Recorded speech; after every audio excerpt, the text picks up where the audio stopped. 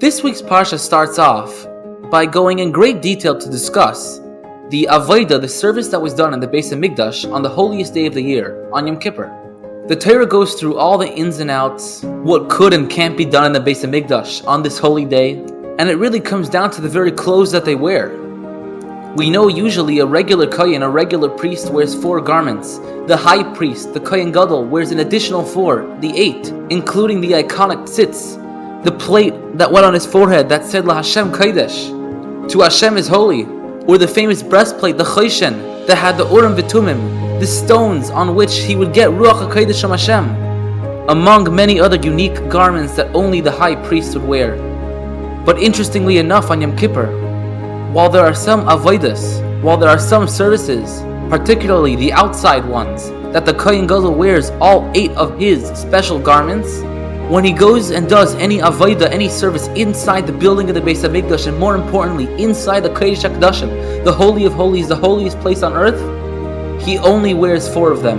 Rashi, the leading commentary on the Torah, tells us that these were the 4 garments that a regular Kohen would wear. The Kohen Gadol would look identical to a regular Kohen when he would walk in to the Kodesh HaKadoshim and to any avodah that was on the inside. But the problem with that is why does Rashi need to tell us that these are the 4 pieces of clothing that a regular Kohen would wear? He could have just told us that the Kohen Gadol wore these 4 pieces of clothing. But more importantly, why in the holiest places of the Beis Hamikdash?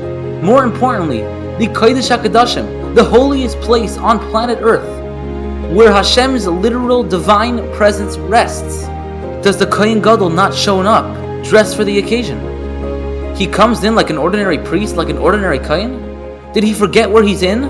Did he forget that he's about to go in to Hashem, to have a one-on-one meeting with God himself and ask for forgiveness for the sins of the entire Jewish people? But explains the Rebbe that there's so much more to this. It is precisely the reason that the Kohen Gadol is going to ask forgiveness on behalf of Am Yisrael, on behalf of the nation of the Yidden, is the reason he only wears the 4 regular garments that a regular priest would wear. Because while in life there are leaders and there are followers, the Kohen Gadol must always remember that he is no different from anybody else. He can also make mistakes like anybody else, and he needs forgiveness just as much as anybody else.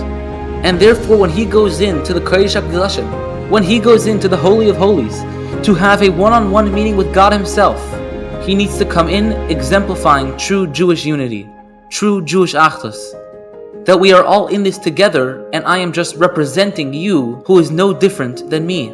The Rebbe Rashab, in a kuntris called Kuntris Echolzu, a discourse devoted completely to the mitzvah of Avos Yisrael, loving a fellow Jew, explains that when it comes to talking about Yaakov Avinu and his descendants coming down to Mitzrayim, the Torah uses the word nefesh, soul. When it comes to Esav, taking him and his 6 family members, the Torah uses the word nefashos, souls, in plural. Yaakov, who is going down with 70 people, has a singular term, nefesh, soul, used for him, but Esav, who is going with 6 people, has a plural term, because when Jews are together, when Jews have achdus, unity, togetherness, they are a force to be reckoned with. There is no challenge, there is no setback, there is no difficulty in the world that can get in their way. Because it is that attitude that the Kohen Gadol has when going into the Holy of Holies, the Kodesh HaKadoshim, in the holiest place. It is that attitude that defines us as a people, that we are one soul, we are one nation, we are one body, all working towards the same goal of bringing Mashiach and bringing Hashem and his presence fully down here in this world in an open, revealed way. Wishing you a wonderful Shabbos.